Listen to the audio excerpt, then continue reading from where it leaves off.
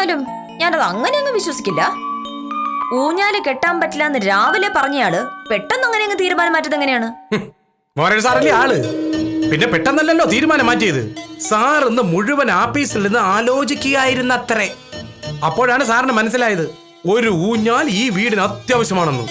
എന്നാലും അങ്ങനെ അങ്ങ് മനസ്സ് മാറുന്ന ആളല്ലല്ലോ വില്ലേജ് ഓഫീസർ. ഞാൻ ഓഫീസറെ കണ്ടു തുടങ്ങിയിട്ട് കാലം കുറച്ചായല്ലോ ഉത്തമ. ഇനി അതിന്റെ ന്യായം അന്വേഷിക്കാതെ വക്കീൽ വരാൻ നോക്ക്.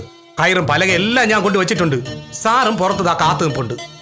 ഒരു 10 മിനിറ്റ് കഴിഞ്ഞാൽ വക്കീലിന്റെ ഊഞ്ഞാൽ റെഡി. ഇതൊക്കെ ഒപ്പിക്കാൻ പറ്റ പാട് എനിക്ക് എന്നെ അറിയാം.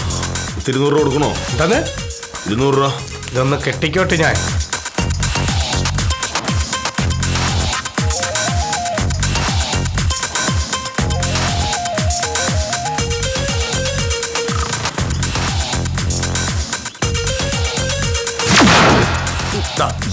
ഇങ്ങനെ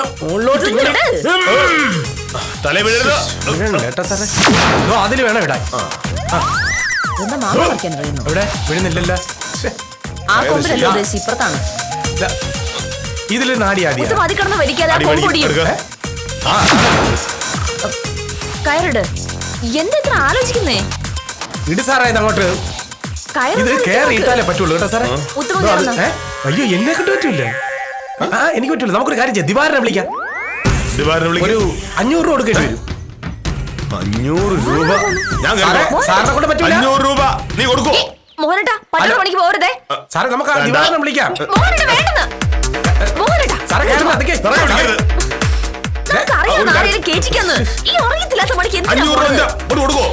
സാറേ അത് നമുക്ക് എന്തെങ്കിലും പരിഹരിക്കാം, കുറയ്ക്കാൻ. സാറേ കയറുന്നെങ്കിൽ എങ്ങനെ കൈ പിടിച്ചു പിടിച്ചോളാം. പഠിപ്പിക്കണ്ട. അത് പിടിച്ചോളേ.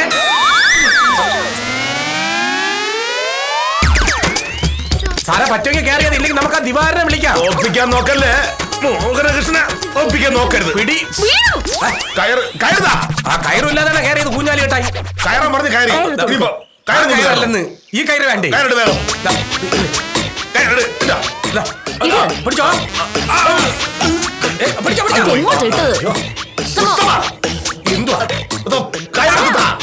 ആ കൈ ഇങ്ങോട്ട് ഇട്. ഇത് ഇങ്ങോട്ട് പിടിച്ചോ.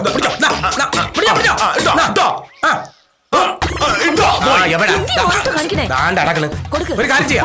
ആ കാലിങ്ങ കാലിട്ട് ഞാൻ കെട്ടിയൊക്കെ തരാം. അതെ കാലി കെട്ടിക്കോ. അതെ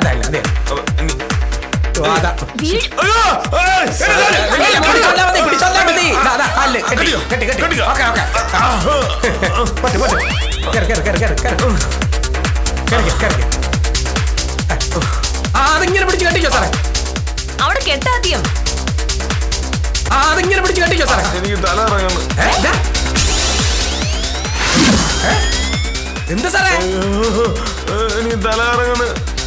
എനിക്ക് തല ഇറങ്ങണ് ബാമേ. സാറേ ചുറ്റും നോക്കരുത്. എനിക്ക് തല ഇറങ്ങണ്. ഭയങ്കര താഴ്ച.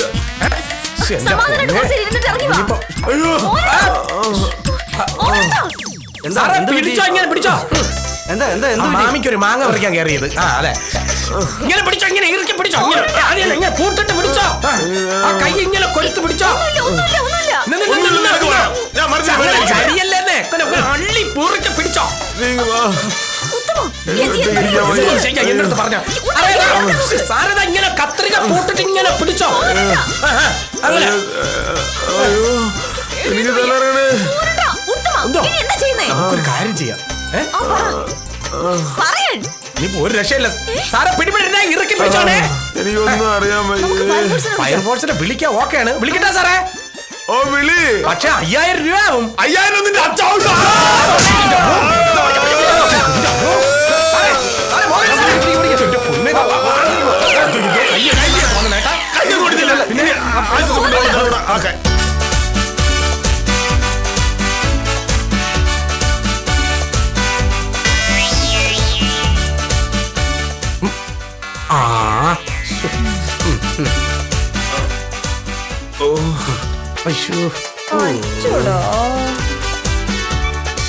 രാവിലത്തെ ആ മുദ്രാവാക്യം വിളി കേട്ടപ്പോഴേ ഞാൻ വിചാരിച്ചതാണ് എന്തെങ്കിലും ഒന്ന് വരുത്തി വെക്കുവാൻ. ഒരു ഊഞ്ഞാല് കെട്ടാൻ പറഞ്ഞതിന്റെ പേരിൽ എന്തൊക്കെ പുകിലായിരുന്നു. നടു. ഉത്തമ, ബീഹാറിലെ ഗയയിൽ ബോധിവൃക്ഷത്തിന്റെ ചുവട്ടിലിരുന്നപ്പോഴാണ് സിദ്ധാർത്ഥന് ബോധോദയുണ്ടായതും ശ്രീബുദ്ധനായതും. നിന്റെ അച്ഛൻ പക്ഷേ മരത്തിന്റെ മുകളിൽ കയറി കൈവിട്ട് മരച്ചുവട്ടിൽ തലയും കുത്തി വീണ് ബോധോദയുണ്ടായ ആദ്യത്തെ ആളാണ് വില്ലേജ് ഓഫീസർ മോഹനകൃഷ്ണൻ. വാമേ. പിന്നെ ലണ്ടനിലെ ഒരു മരച്ചുവട്ടിൽ കാറ്റും കൊണ്ടുകൊണ്ടിരുന്നപ്പോഴാണ് ഐസക് ന്യൂട്ടന്റെ തലയിൽ ഇന്നൊരു ആപ്പിൾ വീണത്. അങ്ങനെയാണ് ന്യൂട്ടൻ ഗുരുത്വാകർഷണ സിദ്ധാന്തം കണ്ടുപിടിച്ചത്.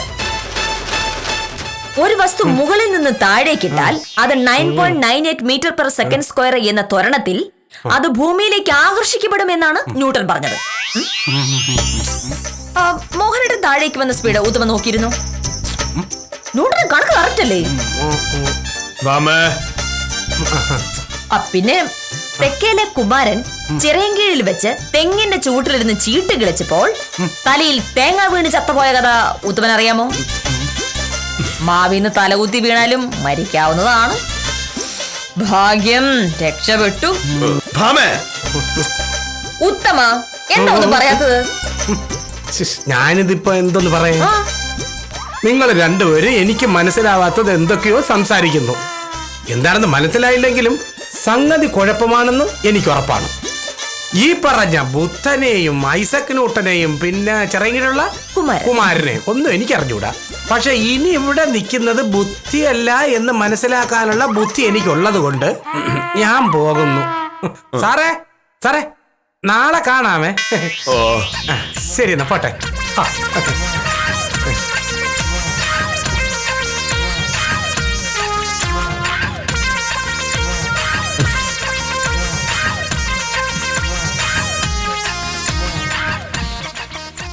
മോഹനേട്ടാ, ഇനി ഞാൻ വല്ലതും ചെയ്തിട്ടാണോ? പിണങ്ങല്ലേ? രാവിലെ മോഹനോട് പറഞ്ഞതൊക്കെ തന്നെയല്ലേ ഞാൻ തിരിച്ചു പറഞ്ഞത്.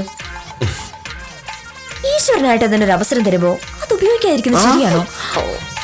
സോറി സോറി സോറി സോറി, പോട്ടെ പോട്ടെ. ഈ വേദനയൊക്കെ നാളെ രാവിലത്തേക്ക് മാറിക്കോളും. അത് കഴിഞ്ഞ് നമുക്കിങ്ങനെ ഊഞ്ഞാലാടണ്ടേ? മാവിൻ കൊമ്പത്ത് കെട്ടുന്ന ഊഞ്ഞാൽ മലയാളികളുടെ ഗൃഹാതുരത്വം നിറഞ്ഞ ചിന്തകളിൽ എന്നും സജീവമാണ്. ആ പഴയ കാലം വീണ്ടെടുക്കാനുള്ള ശ്രമത്തിൽ ഒരു വീഴ്ച പറ്റിയെങ്കിലും മോഹനകൃഷ്ണൻ അങ്ങനെ തോറ്റു കൊടുക്കില്ല. പഴമയുടെ നന്മകൾ മുറുകെ പിടിക്കുന്ന വില്ലേജ് ഓഫീസർക്കും വക്കീലിനും പഴയതൊന്നും മറക്കാൻ പറ്റില്ലല്ലോ. ഇപ്പോൾ പറ്റിയ ഈ വീഴ്ച മറന്നുകൊണ്ട് ഇവരുടെ പുതിയ സാഹസങ്ങൾക്കായി കാത്തിരിക്കുക.